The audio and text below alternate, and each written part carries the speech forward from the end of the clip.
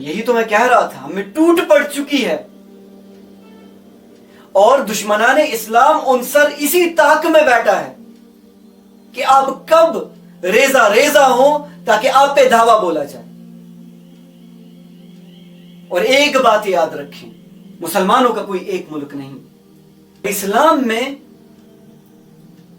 Nation کا concept امت کا ہے، نہ کہ نیشن کا کنسپٹ کنٹری کا ہے، ملک کا نہیں ہے۔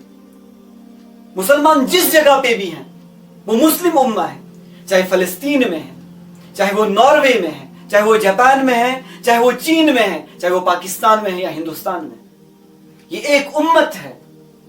تو علامہ اقبال نے کیا خوب کہا کہ چین و عرب ہمارا، ہندوستان ہمارا، مسلم ہے ہم وطن ہے سارا جہاں ہمارا، توحید کی امانت سینوں میں ہے ہماری، آسان نہیں مٹانا نام و نشاں ہمارا۔ دنیا کے بدکدوں میں وہ پہلا گھر خدا کا، ہم اس کے پاسباں ہیں وہ پاسباں ہمارا۔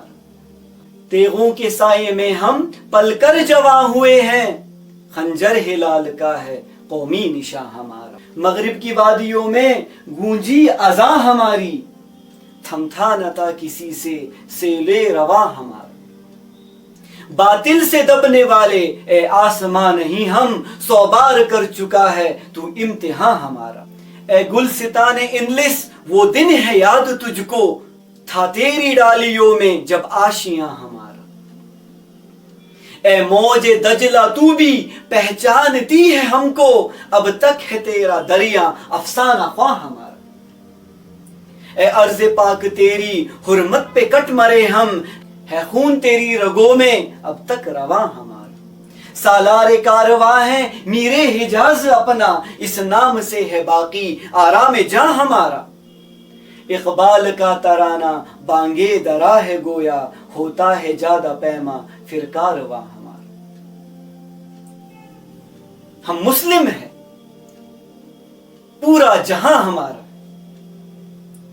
تو مسلم امہ بن کے رہیں، دینی اعتبار سے اپنے ذہنوں کو وسعت دیں، ٹالریٹ کریں، باہمی اتفاق و اتحاد سے کام لیں۔